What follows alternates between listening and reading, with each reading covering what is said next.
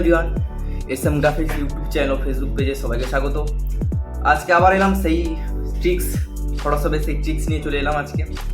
তো আজকে যে আমরা শিখবো যে ট্রিক্সটা, ওই ট্রিক্সটা হলো যে একটা ইমেজ, হয়তো একটা ইমেজের মধ্যে থেকে অনলি আকাশের ছবিটা, স্কাইটাকে কীভাবে চেঞ্জ করবো। ওই ইমেজের মধ্যে সব কিছু সেম থাকবে, কিন্তু ওই আকাশের ছবিটা কীভাবে চেঞ্জ করবো, ওইটা হচ্ছে আমাদের আজকে মেন ট্রিক্স বা আলোচ্য বিষয়। তো চলো বেশি না ভাড়াবো কি, আজকে ভিডিও স্টার্ট করা যাক। তো চলো ফটোশপ যে সফটওয়্যারটি ওটা ওপেন করে নিচ্ছি আমার কম্পিউটারে। তো চলো ওপেন করে নিচ্ছি ফটোশপ সফটওয়্যারটি।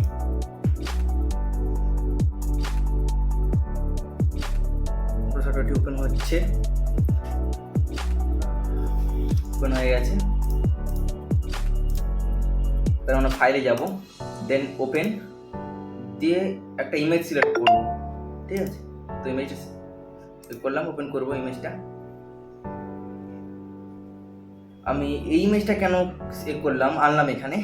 ইমেজটা ইম্পোর্ট করার একটাই কারণ হচ্ছে, যদি আমি এই ইমেজ থেকে আকাশে যদি কোনো কালার চেঞ্জ করি, তো আমিও বুঝতে পারবো, আপনারাও বুঝতে পারবেন যে এই ইমেজ থেকে আকাশে এই পোর্শনটা চেঞ্জ হয়েছে।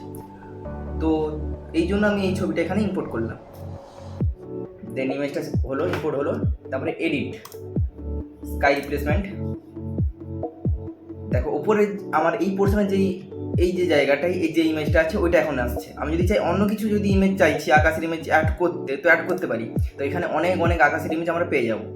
তো ধরো আমি অন্য একটা আকাশের ইমেজ দিয়ে তোমাদের বোঝাচ্ছি, তোমাদের বুঝতে সুবিধা। আমি এই ইমেজটা ধরো দিচ্ছি। তো দেখো আকাশের কালারটা আমার চেঞ্জ হলো, কিন্তু ইমেজের মধ্যে আর সব কিছু সেমই আছে, কিন্তু ওই আকাশের পোর্শনটাই চেঞ্জ হয়ে যাচ্ছে।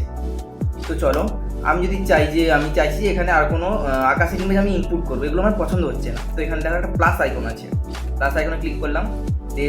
যে আকাশের ইমেজটা তুমি চাইছো ওটাকে করবে, ওপেন করবে। ওপেন করলে তোমার এখানে ওই ইমেজে চলে আসবে, দেখো চলে আসছে।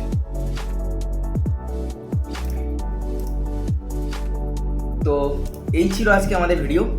যদি ভিডিও ভালো লেগে থাকে তোমাদের লাইক শেয়ার কমেন্ট করে দিও, এবং চ্যানেলটা অবশ্যই সাবস্ক্রাইব করে দিও, ঠিক আছে। ওটা তো মেন বস্তু। অনেকেই আছো ভিডিও দেখছো কিন্তু সাবস্ক্রাইব করছো না, সাবস্ক্রাইব করে দিও প্লিজ, আর একটা লাইকও মেরে দিও, ঠিক আছে। তো চলো আজকের জন্য গুড নাইট।